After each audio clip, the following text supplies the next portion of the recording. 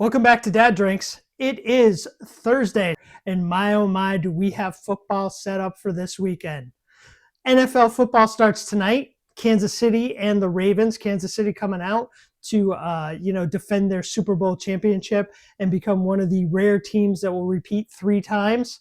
And then, of course, Friday night, the NFL's got another game. Whoever ever heard of that? Saturday, there is 24 hours of college football. I believe it starts at midnight. And actually, it's probably longer than 24 hours because those late games will probably push into Sunday morning. And then, of course, Sunday, and you get to hear the guy on NFL Red Zone at about 1 o'clock who goes, and now get ready for 7 hours of football. And then Monday Night Football. I believe that's the Jets and the Eagles. But what are we going to talk about tonight? That's not what we're here about.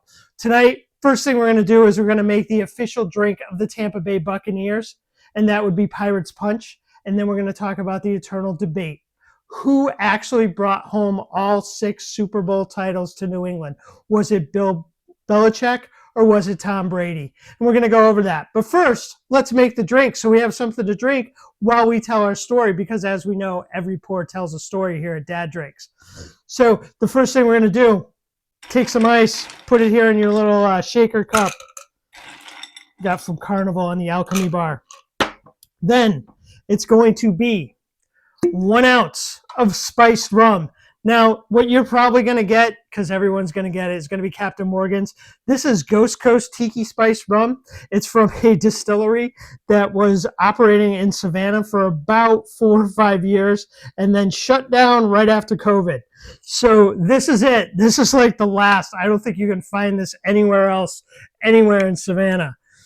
You're going to use some dark rum. I got Myers here. So it's 1 ounce of that. So 1 ounce of each rum. Then we're going to take 2 ounces of pineapple juice. Get that all in there. 2 ounces of blood orange juice.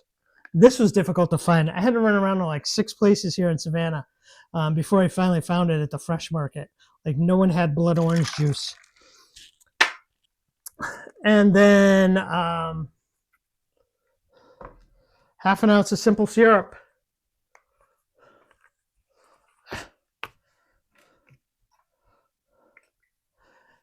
And then somewhere around here is my lemon juice, but I don't know where that went.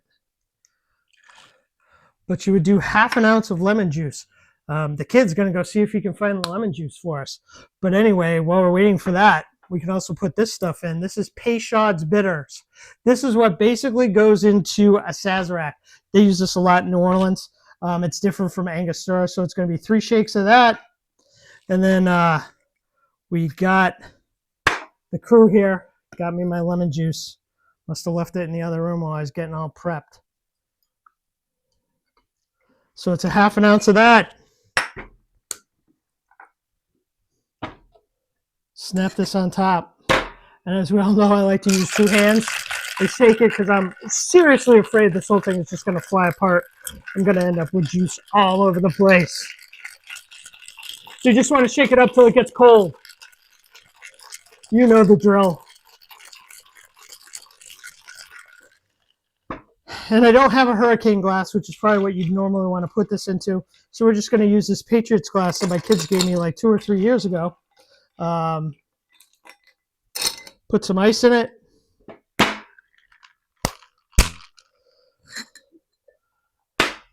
Throw your strainer on top of your little mixer cup.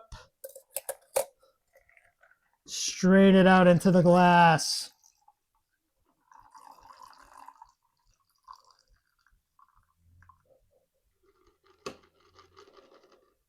And there you go. You got the Pirates Punch.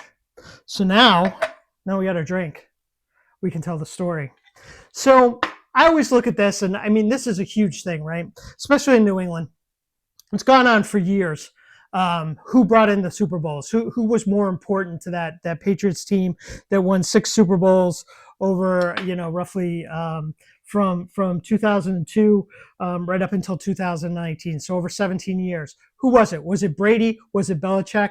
Well, I'm here to say, as a Patriots fan, and by the way, I come by my Patriots fandom legitimately. I am not a pink hat. I'm not a bandwagon fan.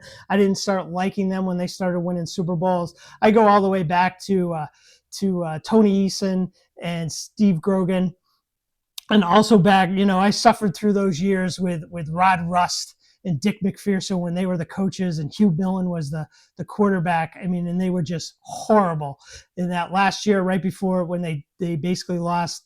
I think they lost everything except 2 games, got the first round pick, and ended up picking Drew Bledsoe. And so I'm a legitimate Pats fan. I didn't like just start in the middle of everything. And when I look at it, I basically break all 6 of those down.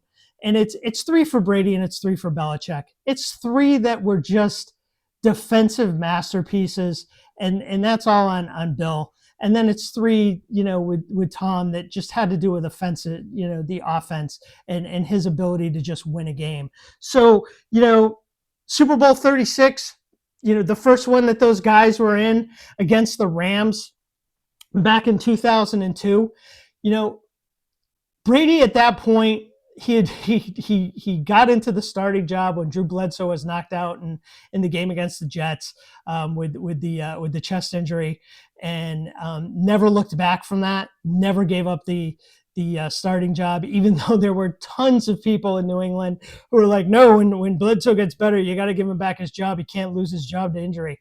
Well, they tended to forget that when Bill was in Cleveland, he benched Bernie Kosar. So I don't know why they ever thought Drew was getting his job back. But Brady at that point was essentially, he was still learning, still getting his feet under him. And that game against the Rams was defense minded all the way. Belichick basically took and learned from the game that they played. It was a Sunday night game in November in the regular season that the Patriots barely lost to what was known then as the greatest show on turf. And he learned from that and realized that what you had to do was you basically had to just harass their receivers, not let their receivers have any room. And that's what they did for roughly 3/4 of the game. So much so that the next year the NFL had to come out and change the rules and basically sit down with their officials and say, point of emphasis, you got to start looking at pass interference and defensive holding off the line and all this other stuff. And that was all because of the way the Patriots played that game. Yes, Brady goes out there, and despite John Madden screaming, you got to play for overtime, you got to play for overtime, he went out there and he marched them down the field with, I believe, 1 minute and 10 seconds left, puts Vinatieri right in position, and Vinatieri kicks the field goal that wins the game. So that's all on Bill. They then take a year off because they just, won the Super Bowl and I think, just really didn't understand what that all meant and how they had to play for the next season. But then they come storming back in 2004, and in Super Bowl 38, they go up against the Carolina Panthers and Jake Delhomme.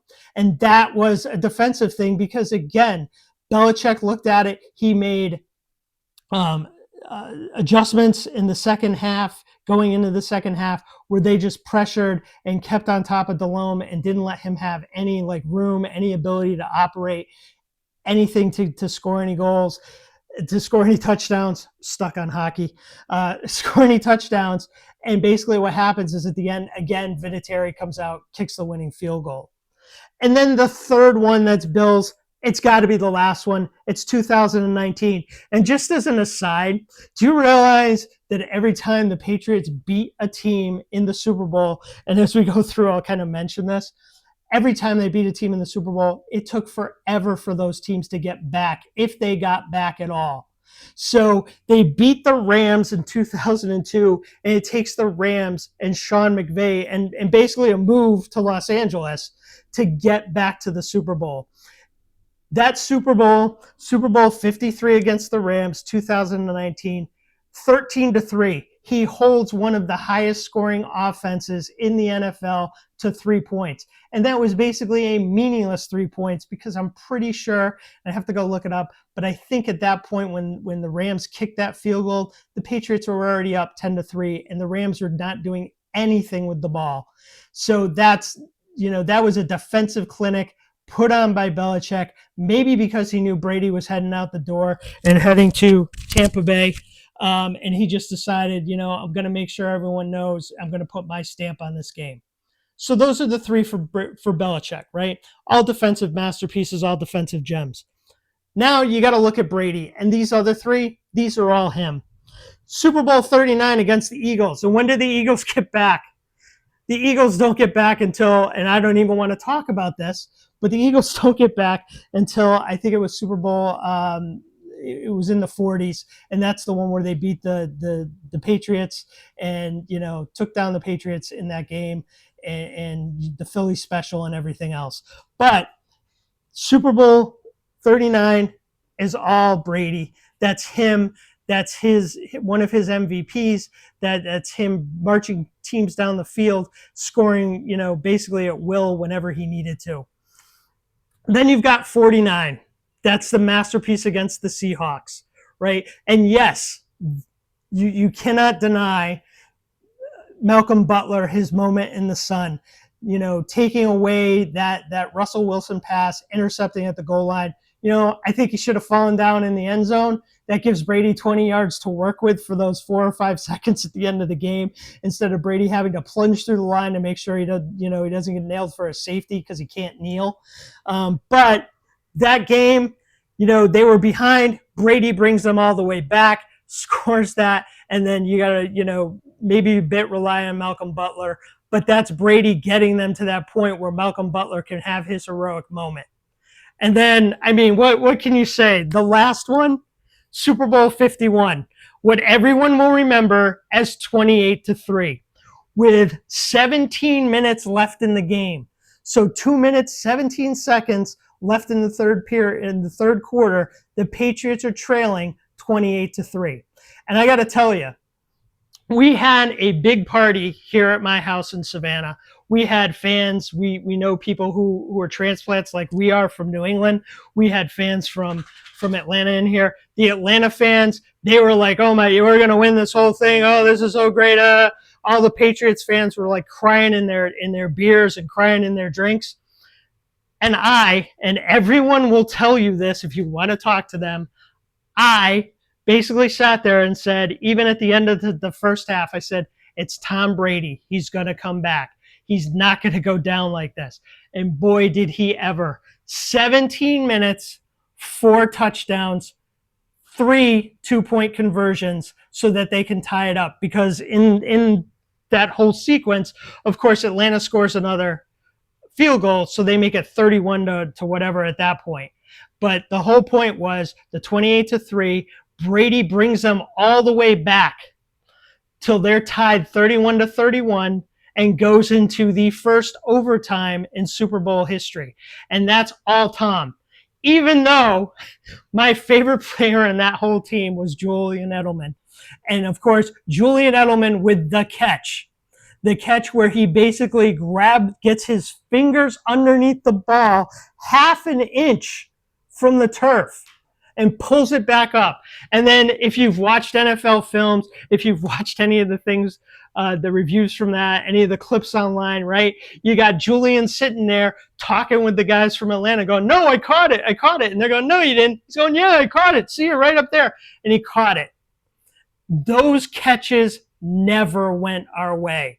We lost to 2 games, 2 Super Bowls to the Giants because those catches weren't our catches. They were David Tyree's, they were Antonio Brown's, they were whoever, and we sat on the sideline. And you could just see when Julian Edelman made that catch, and Tom just looked at him and was like gobsmacked, like the same thing I was thinking. We'd never make those catches.